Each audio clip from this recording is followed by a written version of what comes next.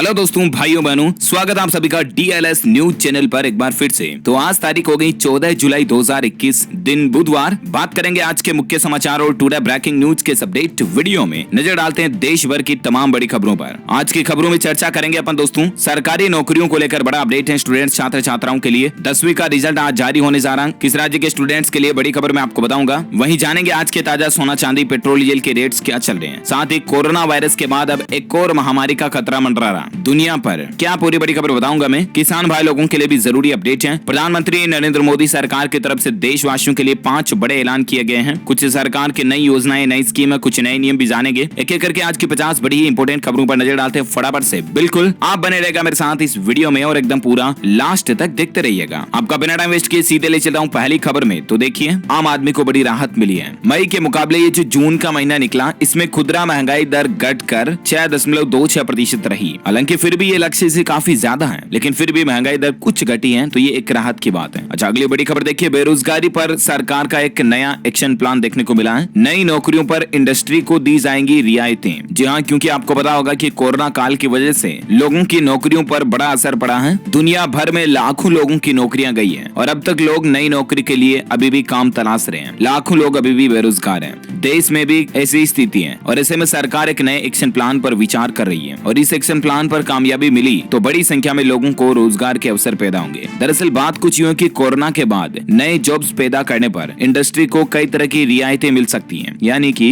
जो कंपनी नए नए एम्प्लॉइज की रिक्रूटमेंट करेगी ना, उस कंपनीज को सरकार कुछ बेनिफिट देगी, सरकार कुछ छूट देगी। इस तरह की प्लानिंग चल रही है, तो ये वाकई में अच्छी बात है। इससे कंपनी और कर्मचारी दोनों को फायदा होगा। अच्छा, अगली बड़ी खबर देखिए, आगामी संसद सत्र में आएगा डिपॉजिट इंश्योरेंस बिल। 5 लाख रुपए तक का जमा, आपका पूरा पैसा गारंटेड सुरक्षित रहेगा। इस बिल का मतलब ही यही होगा, डिपॉजिट इंश्योरेंस बिल जो होगा ना। वैसे आपको पता होगा कि जब बजट आया था तब सरकार ने घोषणा की थी कि बैंकों में जमा आपका 5 लाख रुपए तक का जो धन है उसकी सेफ्टी की गारंटी रहेगी, जबकि पहले ये नियम 1 लाख रुपए तक का था। राइट, तो ये नया जो कानून में संशोधन का प्रपोजल सरकार ने दिया था ना, उसको अब आगामी संसद सत्र में डिपॉजिट इंश्योरेंस बिल के रूप में सरकार लागू करने की प्लानिंग कर रही है। समझ रहे हो ना? यानी कि अभी भी आपका बैंक खाते में जमा 1 लाख रुपए तक का पैसा ही सुरक्षित है। जैसे ये बिल पास होता है, फिर 5 लाख रुपए तक के पैसे की गारंटी सुनिश्चित हो जाएगी। यानी कि अगर बैंक डूबता है तब ग्राहक को उसके जमा 5 लाख रुपए तक की रकम हर हाल में मिल जाएगी। अभी बैंक में ग्राहक की सिर्फ 1 लाख रुपए तक की रकम का ही इंश्योरेंस है। तो ये कुछ रूल्स में बदलाव की प्लानिंग चल रही है और अच्छी बात है। अच्छा, अगली बड़ी खबर देखिए दोस्तों, बड़ा फैसला है। उत्तराखंड सरकार ने लगातार दूसरे साल भी कांवड़ यात्रा को रद्द कर दिया और कोरोना के चलते ये कदम उठाया गया। वाकई में अच्छा कदम है, क्योंकि देश के कई बड़े बड़े वैज्ञानिक एक्सपर्ट लोग भी चिंता जता रहे हैं ये धार्मिक यात्राओं और कार्यक्रमों पर, क्योंकि कोरोना की तीसरी लहर देश में अपना कदम बढ़ा चुकी है और इसीलिए हमें सावधान हो जाने की जरूरत है। तो कोरोना से कुल मिलाकर के एक और धार्मिक यात्रा टल चुकी है। उत्तराखंड में तो इस साल कांवड़ यात्रा नहीं होगी, लेकिन उत्तर प्रदेश में कोविड प्रोटोकॉल के साथ होने की संभावना है, क्योंकि सरकार ने फिलहाल इसको रद्द करने पर कोई फैसला लिया ही नहीं। तो हालांकि यूपी में भी इस कांवड़ यात्रा पर बैन लग सकता है। फिलहाल जो कांवड़िए होंगे उनके लिए RT-PCR नेगेटिव रिपोर्ट लाना जरूरी होगा, यानी कि कोरोना नेगेटिव लोगों को ही इसमें शामिल होने दिया जाएगा, है ना। और अगली बड़ी खबर देखिए, वित्त मंत्री निर्मला सीतारमण ने भूटान में शुरू की भीम UPI सेवा और बोले कि द्विपक्षीय संबंध मजबूत होंगे। वैसे आपको बता दूं, हमारे भारत में जो UPI पेमेंट सर्विस चलती है ना, उसको भूटान में भी शुरू कर दिया और भूटान से पहले ये सिंगापुर में ऑलरेडी चलती है जो भीम UPI सर्विस वगैरह है, जिससे अपन पेमेंट करते हैं। जो सभी मतलब फोन पे, पेटीएम, गूगल पे सब UPI बेस्ड ही है। राइट, तो अब आपको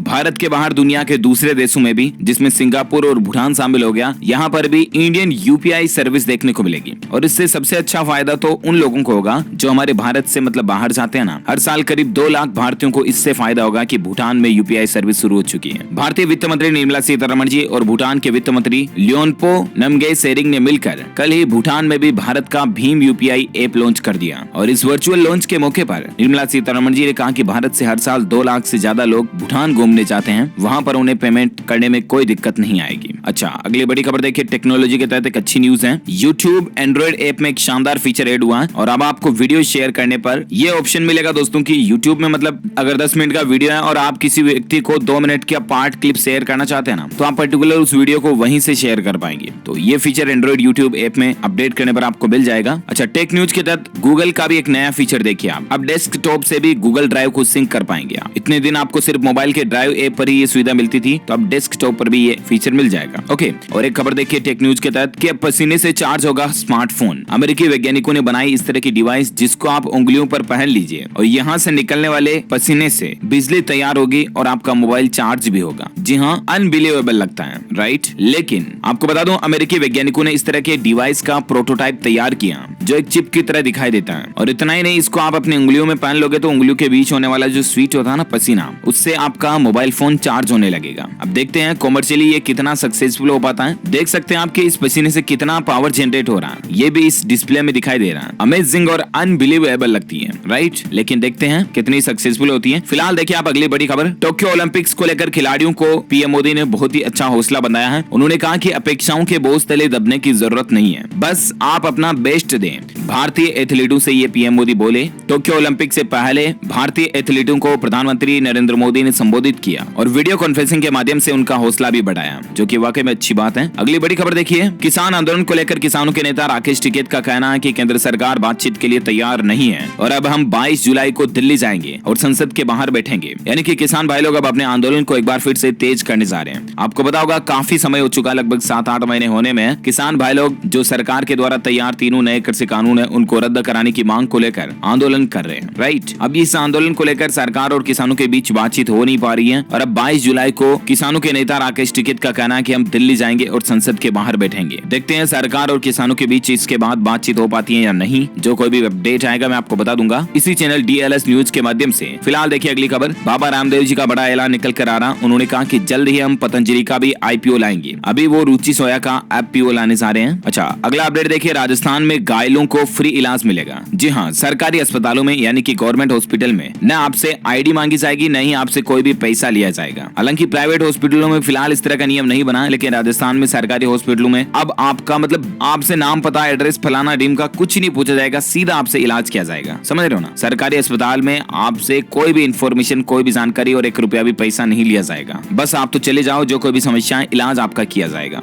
तो ये गवर्नमेंट हॉस्पिटल में नया नियम लागू होने जा रहा राजस्थान में। वहीं बड़ी खबर देखिए। अमेरिका में एक अनजान बीमारी से दम तोड़ रहे परिंदे। पक्षियों की आंखों की रोशनी छिन रही है ये रहस्यमयी बीमारी, और पक्षियों की आंखों की रोशनी जाने के बाद पक्षी दिशा भूल जाते हैं और थकान के कारण उड़ भी नहीं पा रहे। अमेरिका में पक्षियों की एक तरह की महामारी का संकेत दिख रहा, जिसमें पक्षियों की आंखें चली जा रही है। जिस तरह से ब्लैक फंगस में इंसानों के साथ हो रहा ना, ठीक वैसे ही। अब भगवान ना करे कि ये कोई नई महामारी ना आ जाए। अच्छा, अगली बड़ी खबर देखिए। छत्तीसगढ़ में जो आपको पता होगा 12,000 बसों के ऑपरेटरों ने हड़ताल कर रखी थी क्योंकि वो 40% किराया बढ़ाने की मांग पर थे, राइट? तो वो हड़ताल अब खुल चुकी है। छत्तीसगढ़ में एसोसिएशन की हड़ताल खत्म हो चुकी है और आज से फिर सड़कों पर बसें दौड़ना शुरू हो जाएगी। बस एसोसिएशन और परिवहन मंत्री इन दोनों की मुलाकात हुई और सहमति बन चुकी है एक दूसरे के बीच। परिवहन मंत्री मोहम्मद अकबर से चर्चा के बाद अब बस एसोसिएशन ने अपनी हड़ताल वापस ले ली है और पूरे राज्य में वापस बसों का संचालन शुरू हो जाएगा। हालांकि अभी तक ये तय नहीं हुआ दोस्तों की किराया आखिर कितना बढ़ाया जाएगा। फिलहाल देखिए आप अगली बड़ी खबर। 2030 में चांद पर होगी हलचल और धरती पर आएगी विनाशकारी बाढ़। नासा की स्टडी में इस बात का पता चला है। जी हाँ, जलवायु परिवर्तन के चलते यानी कि क्लाइमेट चेंज के चलते धरती के कई हिस्सों में अचानक से मौसम में बदलाव आ जाता है और जिसके चलते कई देशों में बाढ़ की स्थिति उत्पन्न हो जाती है, खास तौर पर अमेरिका। लेकिन अब एक स्टडी में कहा गया है कि मौसम में बदलाव की वजह से पृथ्वी का पड़ोसी चांद भी हमारे करतूतों का शिकार हो सकता है। इस अध्ययन को अमेरिकी स्पेस एजेंसी, नेशनल एरोनॉटिक्स और स्पेस एडमिनिस्ट्रेशन यानी कि नासा ने अंजाम दिया है। नासा का कहना है कि जलवायु परिवर्तन के चलते बढ़ते समुद्र के जल स्तर के साथ चांद ने अपनी कक्षा में डगमगाने से धरती पर महाविनाशकारी बाढ़ आएगी। और यह अध्ययन क्लाइमेट चेंज पर आधारित जर्नल नेचर में 21 जून को प्रकाशित भी हो चुका है और 2030 के बाद एक दशक तक, लगभग 10 सालों तक यही सिलसिला चलता रहेगा, जो कि वाकई में एक बहुत ही चौंका देने वाली बात है। और आप और हमको जरूर पर्यावरण को बचाना चाहिए, पेड़ पौधे लगाने चाहिए ताकि हमारा भविष्य और आने वाली पीढ़ियों के लिए हम वातावरण को बेहतर रख सकें। अच्छा, अगली बड़ी खबर देखिए। कुछ एजुकेशन न्यूज के तहत मैं आपको फटाफट से अपडेट बता देता हूँ। DRDO और AICTE ने डिफेंस टेक्नोलॉजी में M.Tech प्रोग्राम, IIT, NIT समेत निजी इंजीनियरिंग इंस्टीट्यूट में कई सारे नए कोर्स लॉन्च किए हैं, कुछ नए प्रोग्राम शुरू किए हैं। अच्छा, अगला अपडेट देखिए। सरकारी नौकरी को लेकर कुछ वैकेंसीज की लास्ट डेट रिमाइंडर के तौर पर मैं आपको अपडेट बताना चाहूंगा। 1940 पदों पर इंडियन पोस्टल सर्विस के अंदर रिक्रूटमेंट निकली हुई है। योग्यता 10वीं पास मांगी है। आयु सीमा 18 से 40 है, लेकिन इसकी लास्ट डेट सिर्फ और सिर्फ आज ही है, 14 जुलाई। तब तक अगर आप ऑनलाइन अप्लाई करना चाहते हैं तो india.post.gov.in के जरिए कर सकते हैं। ओके, लास्ट डेट आज है, ध्यान रखिएगा। वहीं एक और अपडेट देखिए आप, सब इंस्पेक्टर समेत 1329 पदों के लिए भर्ती निकली है। 15 जुलाई यानी कि कल इसकी लास्ट डेट है। उत्तर प्रदेश पुलिस रिक्रूटमेंट और प्रमोशन बोर्ड की तरफ से ये भर्ती निकाली गई है। योग्यता इसमें ग्रेजुएशन मांगी है दोस्तों। आयु सीमा 21 से 28 साल है और आवेदन करने की आखिरी तारीख 15 जुलाई है। फॉर्म फीस 400 रुपए है। ओके, वहीं मध्य प्रदेश की 10वीं बोर्ड का रिजल्ट आज 14 तारीख को आ जाएगा। तकरीबन 10.5 लाख स्टूडेंट्स के आंतरिक मूल्यांकन के आधार पर आज नतीजे घोषित होंगे। पहली बार दोस्तों ये रिजल्ट ऐसा रहेगा जिसमें कभी किसी स्टूडेंट्स को फेल नहीं किया जाएगा, यानी कि 100% बच्चे पास होंगे और आज की इस अनाउंसमेंट होने वाले रिजल्ट की कोई मेरिट लिस्ट भी नहीं बनेगी। अच्छा, वहीं एजुकेशन पर और एक खबर देखिए आप, यूपीएससी CSE 2021 को लेकर अपडेट है। आयोग ने एग्जाम सेंटर में बदलाव के लिए ओपन कर दिया एप्लीकेशन विंडो। 30 जुलाई तक 2 फेज में आप अपना एग्जाम सेंटर बदल सकेंगे। ओके, तो ये कुछ 10वीं पास वालों के लिए पुलिस और डाक विभाग को लेकर सरकारी नौकरियों का अपडेट था जो मैंने आपको बता दिया। वहीं एजुकेशन पर और एक खबर देखिए, इग्नू ने TEE 2021 के यानी कि PG डिप्लोमा समेत विभिन्न परीक्षाओं के लिए यूनिवर्सिटी ने टाइम टेबल जारी कर दिया। 3 अगस्त से लेकर 9 सितंबर तक के बीच में इग्नू यूनिवर्सिटी की कई सारी परीक्षाएं होने जा रही हैं। आप इग्नू के ऑफिशियल पोर्टल पर ignu.ac.in पर टाइम टेबल चेक कर सकते हैं। ओके, तो ये कुछ एजुकेशन न्यूज अपडेट के साथ ही अगली बड़ी खबर देखिए, भारत में मकानों की कीमत में गिरावट आई है। अमेरिका समेत दुनिया भर में मकान महंगे हो रहे हैं, लेकिन भारत में मकान सस्ते हो रहे हैं। नाइट फ्रैंक की कुछ समय पहले जारी रिपोर्ट के मुताबिक साल 2020 की तीसरी तिमाही से लेकर 2021 की पहली तिमाही तक मकानों की कीमतों में 0.6% की गिरावट देखी गई। अच्छा, अगली खबर हम बात करें आज के मौसम समाचार को लेकर। खबर देखिए, कल ही आपको बताऊंगा दोस्तों की बदलते मौसम के चलते द्वारकाधीश मंदिर की 52 गज ध्वजा पर बिजली गिर चुकी थी। घटना से मंदिर को नुकसान तो नहीं पहुंचा, लेकिन दीवारें काली पड़ चुकी हैं। द्वारका के लोगों का कहना है कि भगवान ने हमें बचाया, द्वारका के रक्षक द्वारकाधीश। ये दो तस्वीरें आप देख सकते हैं कि किस तरह से बिजली गिरने के बाद मंदिर की दीवारों में हमें बदलाव देखने को मिल रहा है। वाकई में दीवारें थोड़ी काली पड़ गई है ना, और झंडी भी कुछ हल्की सी फटी हुई लग रही है हमें। हालांकि फिर भी मंदिर को कोई भी नुकसान नहीं पहुंचा, ये एक अच्छी बात है। बिजली गिरने की घटनाएं आजकल देश में बहुत ज्यादा देखी जा रही है। प्लीज दोस्तों, बारिश के माहौल में घर से बाहर ना जाएं आप। अच्छा, अगली खबर देखिए मौसम को लेकर। हिमाचल में नदी किनारे बन रहे 10 घर बह चुके हैं। 3 लोगों की जान चली जा चुकी है, 12 अभी भी लापता हैं। ये बारिश कई जगहों पर जानलेवा हो रही है। बिहार के मुजफ्फरपुर में सड़कों पर भी नावें वगैरह चल सके, इतना पानी भर गया। ये कुछ देख सकते हैं आप तस्वीरों में, हाल बेहाल चल रहे हैं वाकई में। अच्छा, बाकी मौसम को लेकर खबर देखिए दोस्तों, राजस्थान जम्मू कश्मीर के लिए ऑरेंज अलर्ट जारी किया गया है। उत्तर भारत के कई राज्यों में येलो अलर्ट जारी किया गया है मौसम विभाग की तरफ से। वैसे संपूर्ण भारत का आज 14 जुलाई 2021 का मौसम पूर्वानुमान आखिर क्या कहता है, तो आपको बता दूं, अगले 24 घंटों के दौरान तटीय कर्नाटक, कोंकण, गोवा, सिक्किम, उप हिमालय, पश्चिम बंगाल, तेलंगाना, दक्षिण छत्तीसगढ़, तटीय आंध्र प्रदेश, उड़ीसा के दक्षिण तट, उत्तराखंड, हिमाचल प्रदेश, जम्मू कश्मीर और पश्चिम उत्तर प्रदेश के कुछ हिस्सों में हल्की से मध्यम बारिश हो सकती है। उत्तर प्रदेश की तलहटी गंगेय पश्चिम बंगाल के कुछ हिस्सों में, आंतरिक उड़ीसा, दक्षिण मध्य प्रदेश, गुजरात के बाकी हिस्सों में, केरल, रायलसीमा, आंतरिक कर्नाटक, अंडमान निकोबार द्वीप समूह में हल्की से मध्यम बारिश की संभावना है। वहीं राजस्थान, मध्य प्रदेश, उत्तरी छत्तीसगढ़, तमिलनाडु, लक्षद्वीप में भी हल्की बारिश हो सकती है। ओके, तो ये रहा अगले 24 से 48 घंटों के दौरान का वेदर न्यूज अलर्ट। वहीं बात करें सराफा बाजार में सोने चांदी के रेट को लेकर खबर देखिए दोस्तों, ग्लोबल ट्रेंड की वजह से सराफा बाजार में सोना चांदी महंगे हुए हैं। सोने में 90 रुपए की तेजी के साथ ही अभी सोने का रेट चल रहा है 46,856 रुपए प्रति 10 ग्राम। वहीं चांदी में 490 रुपए की तेजी के साथ अभी चांदी का रेट चल रहा है 67,988 रुपए प्रति किलोग्राम। ओके, तो ये रहा gold and silver price today news, right. और अब अपन नजर डालते हैं दोस्तों कोरोना वायरस से संबंधित कुछ बड़ी खबरों पर। देखिए अपडेट, दुनिया में दिखाई दे रही कोरोना संक्रमण की तीसरी लहर और अब हमें सावधानी बरतने की जरूरत है। ये कहना है भारत के स्वास्थ्य मंत्रालय का कि तीसरी लहर की आहट अब सुनाई देना चालू हो चुकी है। सो प्लीज बी केयरफुल, आप सावधान रहें, लापरवाही ना करें, है ना। मास्क लगा करके घर से बाहर जाएं, जब भी जाएं तो बिना काम तो जाए भी नहीं, ठीक है ना। अच्छा, अगली बड़ी खबर देखिए, विश्व के 104 देशों में तेजी से फैला कोरोना का डेल्टा वेरिएंट। WHO ने यानी कि विश्व स्वास्थ्य संगठन ने भी लोगों को चेता दिया है, दुनिया भर में 104 देशों में डेल्टा वेरिएंट पहुंच चुका है, जो कि बड़ी ही सोचनीय और दयनीय बात है। वहीं गोवा सरकार का भी कहना है कि जल्द से जल्द अपना वैक्सीनेशन करवाएं स्कूल टीचर्स, वरना कारण बताएं कि आखिर क्यों वैक्सीन नहीं लगवाई है। साथ ही अपडेट देखिए, अब 1 मिनट में इस ऐप से कोरोना की जांच हो जाएगी। दिल्ली और मुंबई के एयरपोर्ट पर इस ऐप से टेस्टिंग भी शुरू हो चुकी है। कोरोना जांच के लिए एक नई टेक्नोलॉजी शुरू की गई है, जिससे महज 60 सेकंड में भरोसेमंद परिणाम मिल सकेंगे कि फला व्यक्ति की रिपोर्ट जो कोरोना पॉजिटिव है कि नहीं, है ना। वहीं खबर देखिए, कोरोना की तीसरी लहर की शुरुआत हो चुकी है। हैदराबाद के साइंटिस्ट का कहना है कि अगर नहीं बरती सावधानी शक्ति तो फिर हालात भयावह हो सकेंगे, यानी कि डराने वाले हालात हो जाएंगे। क्योंकि आजकल जो भीड़ भाड़ वाले पर्यटक स्थल, धार्मिक यात्राओं में जो भीड़ देखी जा रही है, स्पोर्ट्स, टूरिस्ट वगैरह पर जो भीड़ देखी जा रही है, इनको लेकर वैज्ञानिकों ने भी देश के लोगों को चेताया है ना, तो प्लीज केयरफुल, सावधान रहिएगा दोस्तों। वहीं खबर देखिए, केरल में जीका वायरस से एक डॉक्टर समेत 2 लोग और संक्रमित पाए गए और राज्य में जीका वायरस के मरीजों की कुल संख्या 22 पहुंच चुकी है। ये जीका वायरस मच्छरों की वजह से फैलता है, तो मच्छरों वगैरह के काटने का आजकल खास ध्यान रखें। वहीं देखिए, प्रधानमंत्री नरेंद्र मोदी 16 जुलाई को महाराष्ट्र और तमिलनाडु समेत कई राज्यों के मुख्यमंत्रियों के साथ बैठक करेंगे, बातचीत करेंगे और कोरोना की स्थितियों का जायजा लेंगे। 16 तारीख को तमिलनाडु, आंध्र प्रदेश, कर्नाटक, उड़ीसा, महाराष्ट्र और केरल के राज्यों के सीएम के साथ पीएम मोदी की बैठक होने जा रही है। अच्छा, भारत में कोरोना के ताजा आंकड़ों की बात करें तो देखिए, पिछले 24 घंटों में 40,215 नए मामले देखे गए, जबकि 623 लोगों की कोरोना के चलते जान चली गई। अभी भारत में एक्टिव केस की संख्या 4,24,000 चल रही है और वहीं भारत में कुल मरने वालों की संख्या का आंकड़ा 4,11,000 से भी ज्यादा हो चुका है। ओके, तो ये रहा आज का ताजा कोविड डेटा, राइट। और अब अपन नजर डाल लेते हैं देश से जुड़ी कुछ और बड़ी खबरों में। देखिए अपडेट, आप जोमेटो का आईपीओ आज आने वाला है। 14 जुलाई से जोमेटो का आईपीओ खुल चुका है और जोमेटो तकरीबन 9,375 करोड़ रुपए का आईपीओ घोषित कर चुका है। तो आप भी अगर इन्वेस्टमेंट वगैरह करना चाहते हैं अपने पैसों का तो कर सकते हैं। ओके, वहीं खबर देखिए, ऑटोमोटिव इमेज सेंसर, जो कि सैमसंग का ये सेंसर गाड़ी के रियर व्यू कैमरा और सराउंड व्यू मॉनिटर में इस्तेमाल होगा, जिससे अंधेरे में भी बेहतर पिक्चर क्वालिटी मिलेगी। कारों के पीछे जो कैमरा लगा हुआ था ना,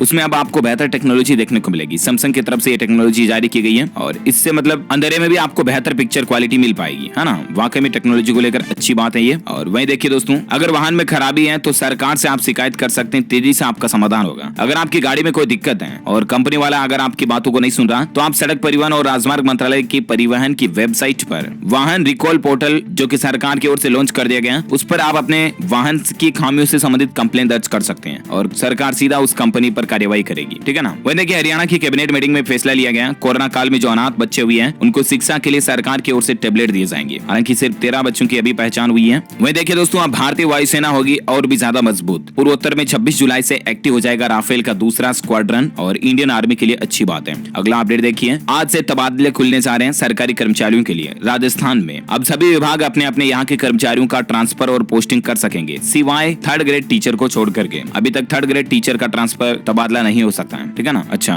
वहीं देखिए, राजस्थान के अलावा उत्तर प्रदेश में भी माध्यमिक शिक्षकों को बड़ी सौगात दी गई है। प्रधानाचार्य, प्रवक्ता, सहायक अध्यापक के ट्रांसफर की प्रक्रिया शुरू हो चुकी है। 15 जुलाई की रात 12 बजे तक आप आवेदन कर सकते हैं अगर आप अपना ट्रांसफर करवाना चाहते हैं तो। आवेदन के लिए ऑनलाइन पोर्टल कौन सा है, स्क्रीन पर आप डिटेल्स देख सकते हैं। वही देखिए, एनटीपीसी कच्छ में बनाएगी देश का सबसे बड़ा सोलर पार्क। साल 2032 तक गैर पारंपरिक स्रोतों से 60,000 मेगावाट बिजली बनाने का लक्ष्य इससे रखा गया, जो कि देश की सबसे बड़ी बिजली उत्पादक कंपनी है एनटीपीसी, वो अगले 10 इयर्स का ये प्लानिंग बता रही है। वहीं खबर देखिए, आलू की फसल में अगर बीमारी है तो उसका अब ये तकनीक पता लगा लेगी। बस आपको करना है, पौधे की तस्वीर लेनी, फोटो लेना है और उसको आपको वैज्ञानिकों द्वारा बनाई गई इस ऐप में डालना है। शोधकर्ताओं ने आर्टिफिशियल इंटेलिजेंस आधारित एक तकनीक विकसित की है, जिसके जरिए आलू के पौधों की पत्तियों की तस्वीर का इस्तेमाल करते हुए आप बीमारी का पता लगा पाएंगे। और बीमारी का पता लग जाता है तो आपको पता है इलाज भी मिल जाता है कि इसके लिए कौन सी दवाई काम में आएगी वगैरह वगैरह। तो किसानों के लिए अच्छी बात है ना। वहीं देखिए, पीएम मोदी का 15 जुलाई को वाराणसी दौरा होने जा रहा है। निरीक्षण करने डीजीपी पहुंच चुके हैं, मुख्य सचिव भी पहुंच चुके हैं। और पीएम मोदी के वाराणसी दौरे से पहले उत्तर प्रदेश के मुख्यमंत्री योगी आदित्यनाथ जो हैं, वो काशी की तैयारियों वगैरह को देख रहे हैं। प्रधानमंत्री का आगमन उत्सव की तरह लगे, सभा स्थल में पहुंचने वाले हर चेहरे पर मास्क होना चाहिए। तो ये कुछ तैयारियों का सिलसिला चल रहा है। अच्छा, अगली खबर देखिए, जमानत आदेश जेल अधीक्षकों को ईमेल से भेजा जाए। इस सुझाव पर सुप्रीम कोर्ट कोई आदेश जारी कर सकता है, मतलब अब ईमेल का इस्तेमाल किया जाएगा ताकि डेटा लीकिंग वगैरह की समस्या नहीं रहे। अच्छा, वहीं एजुकेशन पर एक अच्छी खबर है। उत्तर प्रदेश ने बोर्ड सत्र 2021-22 का एग्जाम कैलेंडर जारी कर दिया। पहली बार दोस्तों हर महीने परीक्षा होगी यूपी में। मार्च 2022 में बोर्ड एग्जाम होगा और कुल मिलाकर के उत्तर प्रदेश के शिक्षा विभाग की तरफ से पूरे साल का एग्जाम कैलेंडर जारी कर दिया गया। आप ऑफिशियल पोर्टल पर जाकर के डाउनलोड कर लीजिएगा।